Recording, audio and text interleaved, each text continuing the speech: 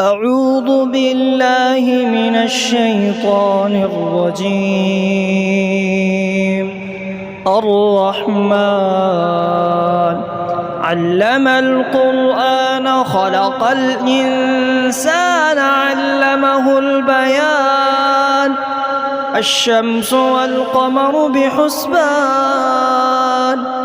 والنجم والشجر يسجدان والسماء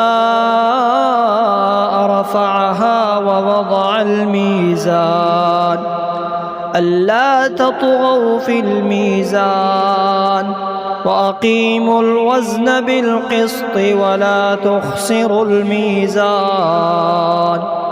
والأرض وضعها للأنام فيها فاكهة والنخل ذات الأكمام